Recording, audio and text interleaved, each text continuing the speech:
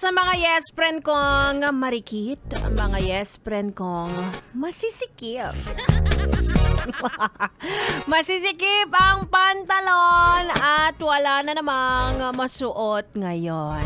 Ayan. Ano nga ba sinasabi ko kasi? Samgyup kasi ng samgyup.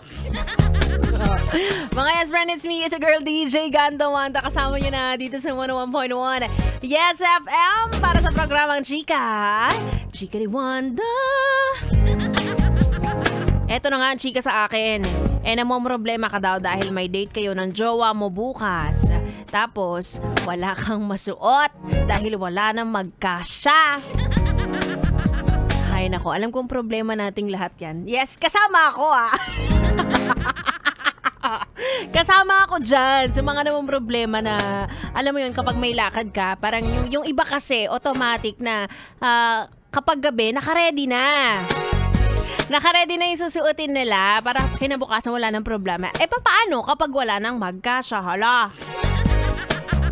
Ay nako. Although, wala naman kayong dapat ipag-alala dahil sasabihin pa rin naman sa inyo ng jowa ninyo na ikaw pa rin ang pinakamagandang babae sa buong mundo.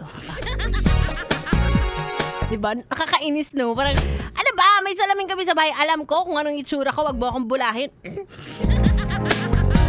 Baka masakal kita nang wala sa oras. Ay, nako. Pero ang sabi nila, ka na daw mag-deny kung talagang hindi nakasya. At hindi mo naman kaya mag-diet overnight. Baka it's time na ikaw ay mag-upgrade na sa bigger size. Pero hindi para malungkot, ha? Hindi para malungkot.